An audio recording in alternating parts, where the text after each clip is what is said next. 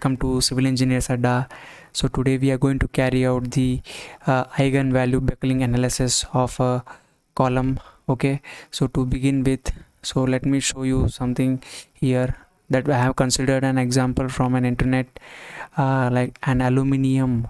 This column is aluminium column. An aluminium column built into the ground has length of 2.2 meter length, as is under axial compressive load P. The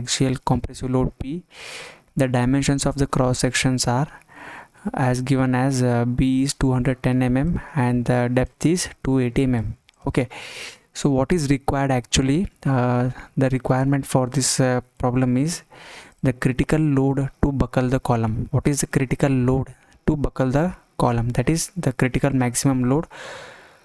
Next, B, if the allowable compressive stress is in the aluminium is 240 megapascal, means if allowable compressive stress is 240 megapascal, is the column more likely to buckle or yield? Means whether we have to determine whether the column is likely to buckle or yield. See, if the factor of safety, that is already factor of safety is given, that is 1.95, what is the allowable buckling load? So we have to calculate that using the ANSYS workbench structural analysis, static structural analysis and eigenvalue buckling. And here we already have the solution that we can compare with. We'll compare or we'll validate the software results and the analytical solving method that is being carried out. Okay, so let's start. Let's go to our ANSYS here, workbench. So let's select this here. Let's select the engineering data.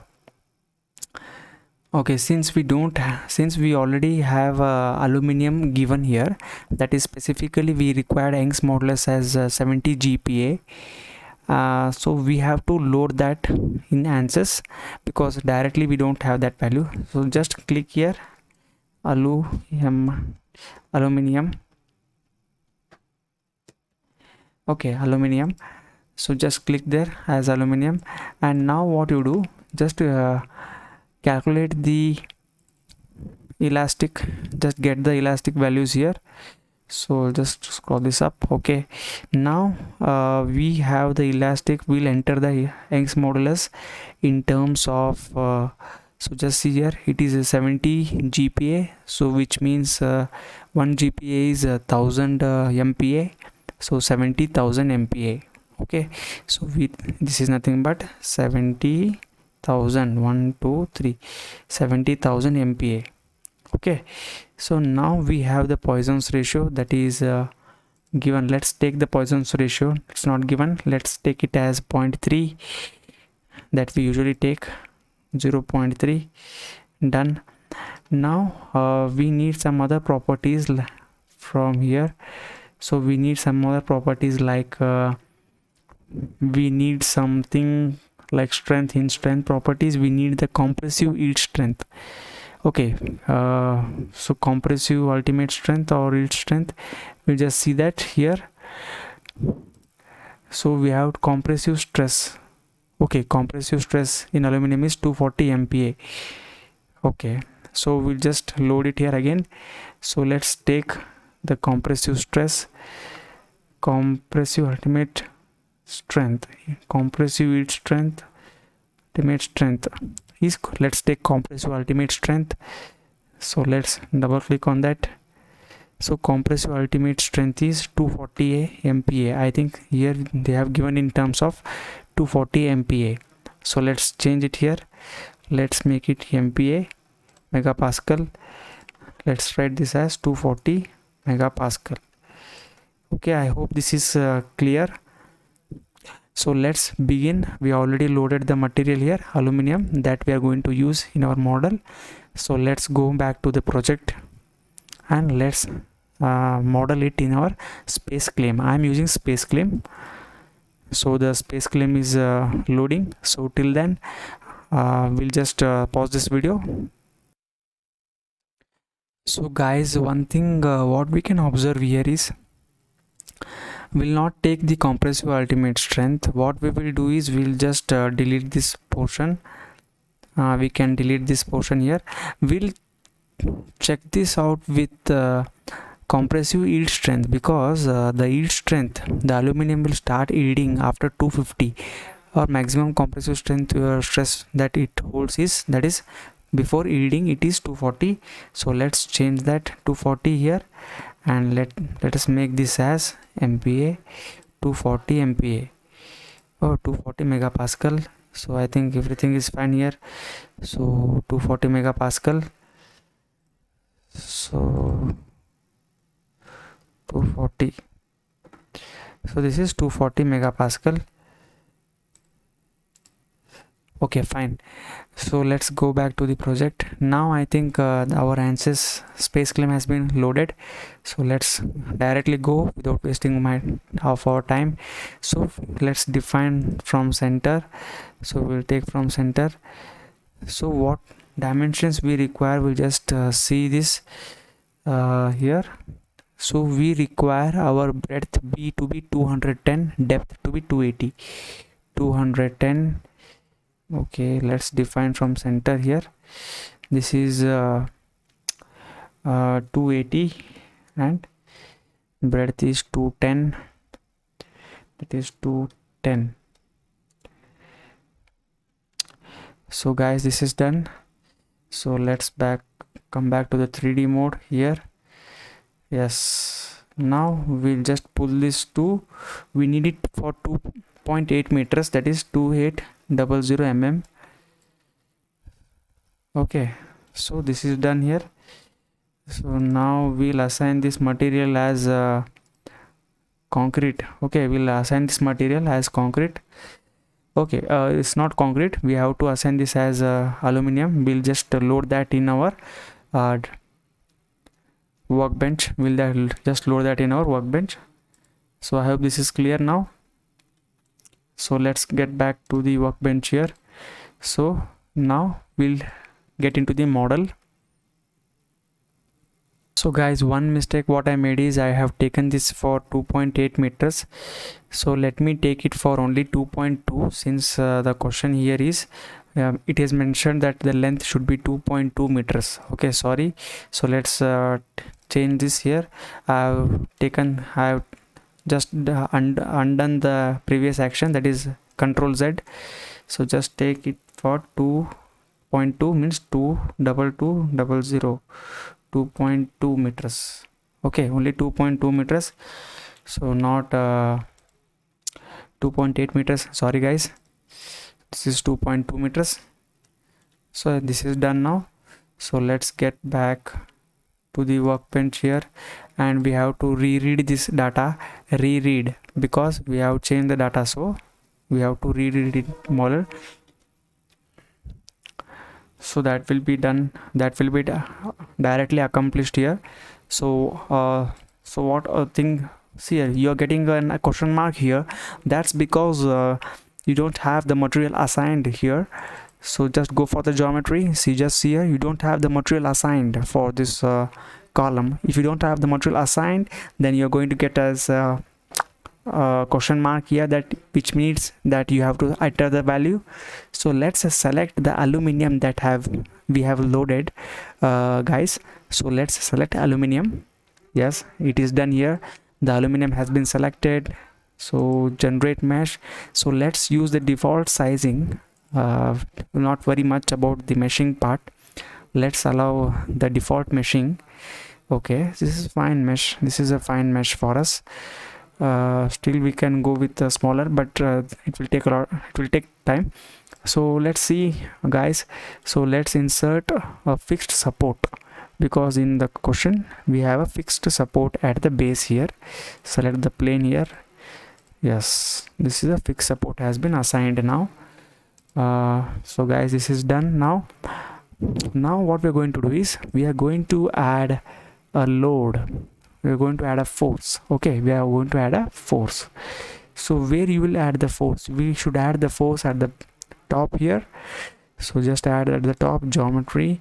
Now make this surface as components, and what you're going to do is the y, you have to taking the negative y direction. So take a load multiplier of -1 Newton Okay, minus 1 Newton is your load multiplier, which gives you the critical, which helps you to calculate the critical load while using the eigen value buckling analysis that I am going to link the static structure analysis where I have taken the force as minus 1 Newton, and I will just compile the results that I have obtained in a static structure analysis to the eigenvalue buckling. Just I will show you here.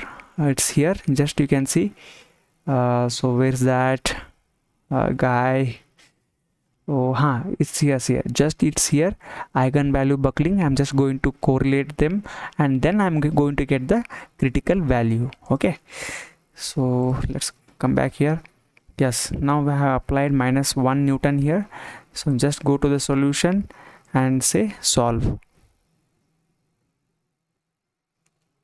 So guys, the solution has been generated here with the solution has been generated. You can just see the tick mark here.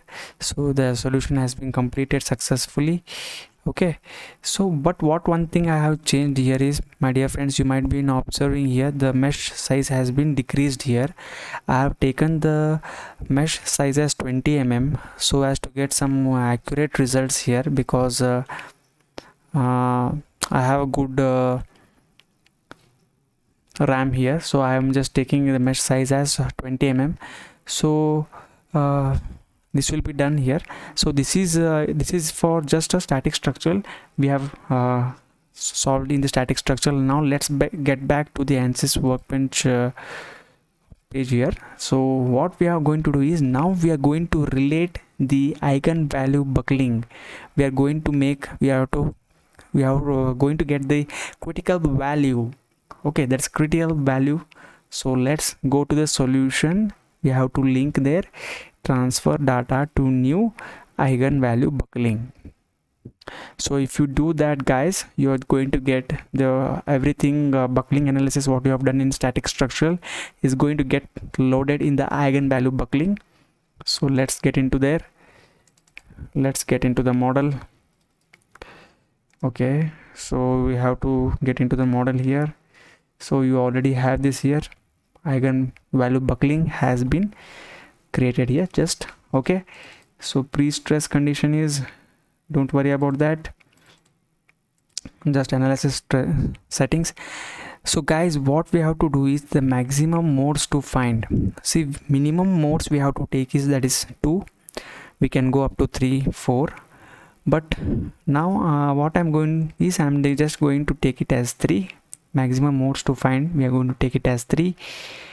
Now what I'm going to do is, now let's insert. So everything is done here, analysis, everything is done. So pre-stress, everything has been given here. So we have to directly apply the load.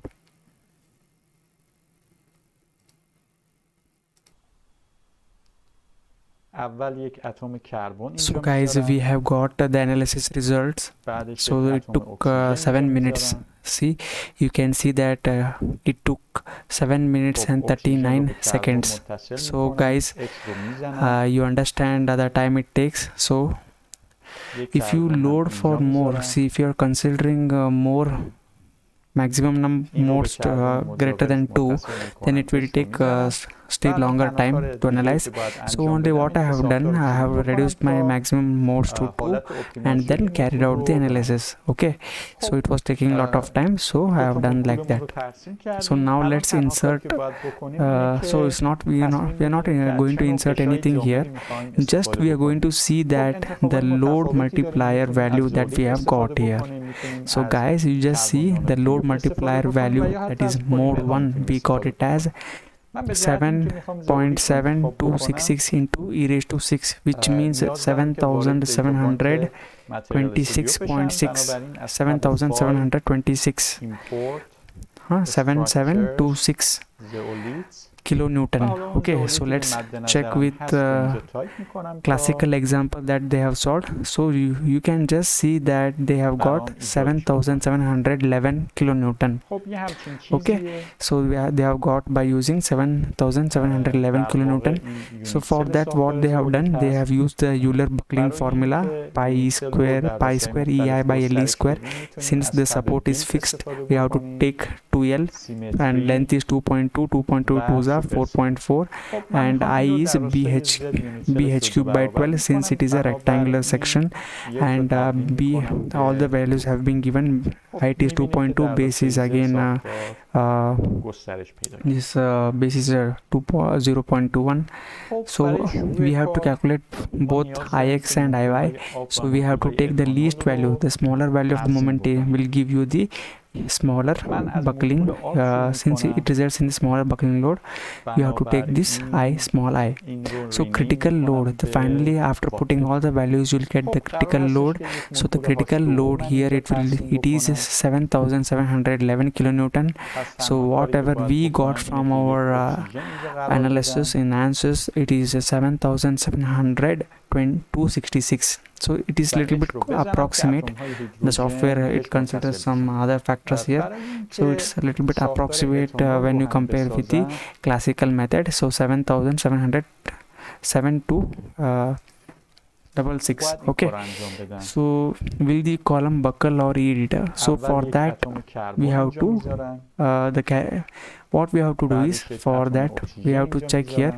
See, we have to divide whatever the values 771's stress we have got, we have to divide in that way. So guys, after getting the value, the load multiplier value, that is the maximum critical load, that is 7700.266 kilonewton. So for getting the to test whether the column will buckle or not, what we have to do is, we have to just multiply, or we have to divide, 7711, whatever we have got here. If we divide that by the base area, if we divide that by the area, that is b into d. So I'll just show you here. 7726, 1 2 3 26 into 7700.266 into e raised to 6 newtons. So this is 7700 600 into 3 1 2 3 7726 7726 kilonewton. So this will be in 7726 kilonewton. So divided by, it would be 210 mm into 280 mm. So this would be 131. Okay guys, so it is 131.4 exactly. Just see this, it is 131.4 megapascal. Just check here, we are getting 131.4 megapascal. Using the software value, what we have got, we have divided the load multiplier critical value divided by critical value load multiplier divided by the area, that is b into d. So I got it as 131.4 megapascal, but here classically when we solve, we get it as 131.1 megapascal. So if CR means, if the critical stress is less than 240 megapascal, because why we have to take 240, because the aluminium, the allowable compressive stress for aluminium is 240 megapascal. So for that reason, if it is less, means if your stress is less than 240 megapascal, then the column will buckle. Okay, so then the column will buckle. Since the load applied is applied, the buckling stress is first reached. Okay, it is less than 240, so it will be buckling. So next thing, if it is greater than 240, then the column will yield. So the critical stress is less than compressive yield stress, so it will buckle. So last step is we have to find the third requirement. If the factor of safety is already given, that is 1.95, what is the allowable buckling load? Means the buckling load that is safe up to that limit, so that load we have to find. So for finding that, what we have to do, we know factor of safety is nothing but failure load divided by the allowable load. This is the formula. The factor of safety is failure load divided by the allowable load. So failure load is obviously 7711 divided by 1.95, it is 3954 kilonewton. Okay, so 3954 kilonewton. So in our case it would be, so let me clear this. So it is 7026 divided by 1.95, so it would be 3962. So 3962 kilonewton of load will be safe. Okay, it is the safe load that will be allowed for the column. We have to not take more than that with respect to the factor of safety.